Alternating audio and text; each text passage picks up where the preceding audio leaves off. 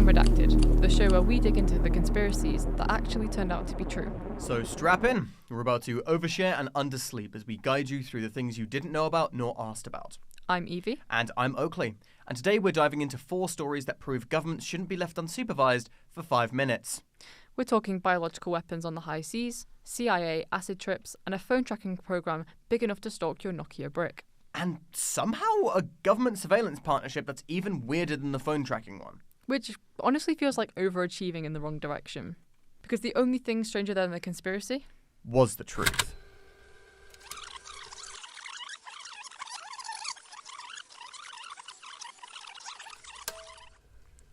Picture this. 1952. The UK is still rationing food, the Cold War is heating up, and if that wasn't stressful enough, the British Ministry of Defence says, do you know what? What if we tested plague bacteria in open air? Classic Britain. No sunshine, but apparently plenty of weaponized bacteria. This was Operation Cauldron, a joint British, Canadian and US biological warfare experiment conducted just off the Isle of Lewis. And by experiment, we mean 83 monkeys, 3,492 guinea pigs, a floating pontoon, plague, brucellosis, and tularemia. It's like Noah's Ark, but someone handed Noah a PhD and a moral blind spot. And way too many guinea pigs. Scientists from Porton Down in the Royal Navy loaded these animals onto a giant floating raft and sprayed them with Yersinia pestis, the bacteria that causes the bubonic and pneumonic plague. Just casually aerosolized plague drifting over the Atlantic. What could go wrong? Well, a lot. Because one day, a Scottish fishing boat, the Corella, sailed directly into one of the test clouds. It was basically, hi lads, welcome to our secret biological weapons trial. Please enjoy your complimentary dose of plague particles. The government did not tell them. Not a whisper. Not even a passive-aggressive post-it note. Instead, the British Navy stalked these fishermen for 21 days. They shouted them with a destroyer, listening for any radio messages like, help, we're coughing the Black Death. Then the fishermen docked in England, mingling with the public. And yet still, no one warned them. It's giving, we value data more than human lives with a sprinkle of oopsie-daisy. The whole operation was buried. Most documents were burned, and it wasn't even officially acknowledged for over 50 years. Not until a whistleblower leaked a surviving file in the 1980s. Well, and then of course in 2008 when a 47-minute film reel showed the entire operation on camera. The government were literally like, Operation Cauldron? Never heard of her. Yet simultaneously the government accidentally leaves a full video behind. And that is how one of the UK's wildest bio-warfare experiments went from conspiracy theory to historical fact. That's only story 1.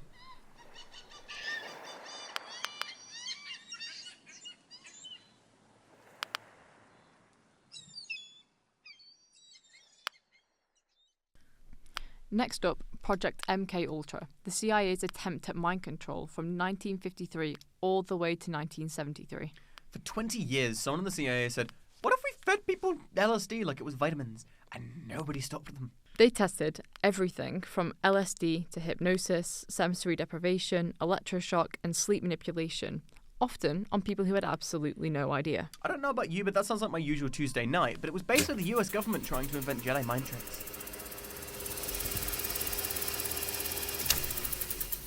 MK Ultra involved so many testing grounds, from universities to hospitals to prisons and even brothels set up by the CIA.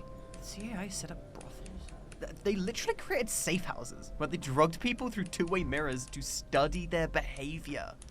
One researcher, Sidney Gottlieb, ran dozens of these sub-projects. He was basically the CIA's Willy Wonka, except the factory tour ends with psychological trauma. And no chocolate river. Though, maybe the same amount of dead kids. Maybe more. One CIA officer was unknowingly dosed and later died, leading to questions that actually helped expose the program. By 1973, the CIA director ordered the destruction of MK Ultra's archives. Now, if you're thinking, wow, that sounds shady, congratulations, you have common sense. Thousands of documents were destroyed in 1973, but what's left paints a picture of chaos. People were traumatized. Some never recovered. But luckily a few boxes survived because someone misfiled them. Bless that administrative mistake. Imagine being the intern who accidentally saved the biggest government scandal of the decade. Well, in 1975, the Church Committee hearings revealed absolutely everything. And believe it or not, the public was naturally horrified. Although, in fairness, MKUltra is basically the reason we have half of modern conspiracy theories, for better or for worse. And, of course, the iconic movies. And that one guy who talks about energy frequencies and the pyramids being a power plant at parties.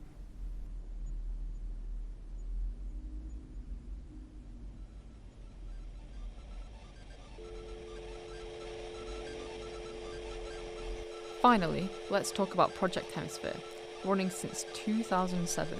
In partnership with AT&T, the DEA gained access to decades of phone records.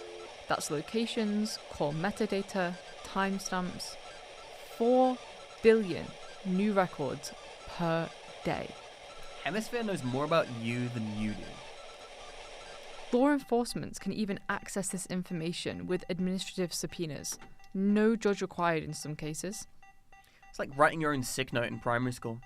Dear teacher, I promise I'm allowed to spy on millions of people. Signed, me.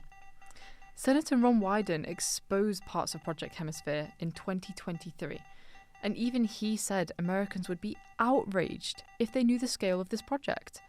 Outraged? People won't even read the terms and conditions when they download TikTok. Right? Everyone's like, they can't track me. I turn my location services off. Meanwhile, your phone's literally sat there like, well, sure thing, Dave, but I really liked your combo choice in your Tesco meal deal today, 10 out of 10. But when officers use Hemisphere's data, they are naturally told to hide the source. It's called parallel construction. It's basically finding the answer first, and then inventing a legal way you could have found it.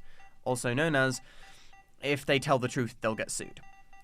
It is literally like handing in homework you copied from the internet and saying, no, but I did this all by myself. Like, no ChatGPT, like, nothing but me and my own thoughts until eventually it's fair enough for me to actually use it in my work.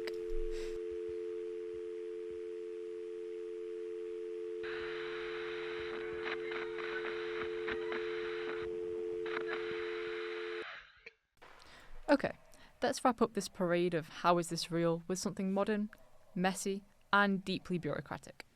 Operation Echo, Canada's involvement in the 1999 NATO bombing campaign over Yugoslavia.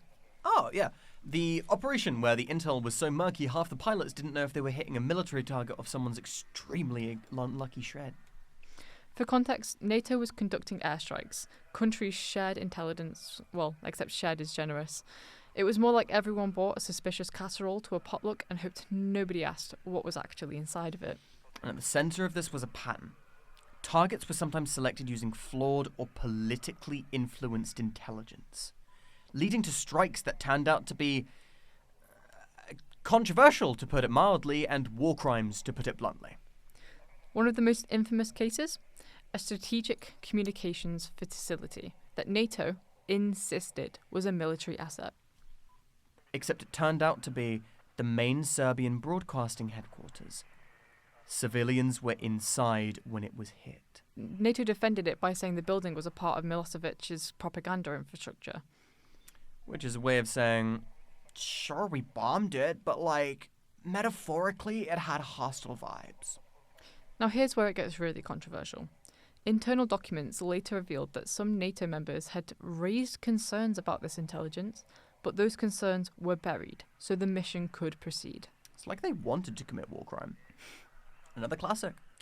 When the evidence doesn't fit the agenda, just file it under miscellaneous and pretend it never existed.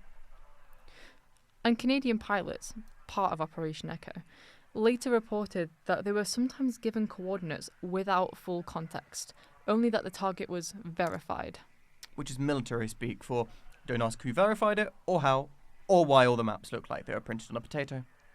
After the war, journalists and NGOs dug into these strikes and found out that some so-called military targets had been greenlit on shaky intel, or political pressure, or even sometimes both. So, was it a conspiracy? Not in the Hollywood sense, but in the institutions quietly bending reality until it snaps sense? Oh, absolutely. Unlike our other stories today, what started as rumours became investigations, then became declassified reports, and eventually historical fact. Another case where the truth wasn't hidden, It was just inconvenient.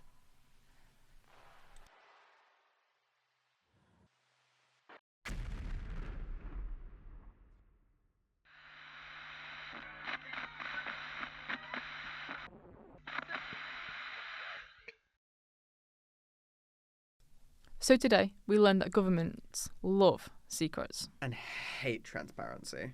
Operation Cauldron, plague at sea. MK Ultra, a cheeky bit of LSD in your morning coffee. Project Hemisphere, your phone records, public domain them. And Operation Echo, intelligence so unreliable it should have come with a warning label. And all four were dismissed as conspiracy theories. Until they weren't. So remember, next time someone says, that's just a conspiracy theory, remember, it might just actually be prequel footage. Apart from the ones about, like the pyramids being power plants, there's probably just bullshit. Yeah, no, 100%, you're right, because the pyramids were obviously built by aliens. You need to go back to preschool. Hey, well, the only thing stranger than the conspiracy What's the truth? Next time on Unredacted. We're diving into Operation Snow White, the largest infiltration of the US government in history.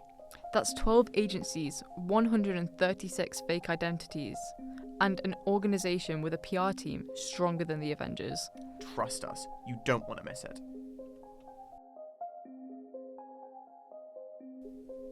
You've been listening to Unredacted. If you like this episode, subscribe, leave a review, and send us some of your favourite that can't be real conspiracies.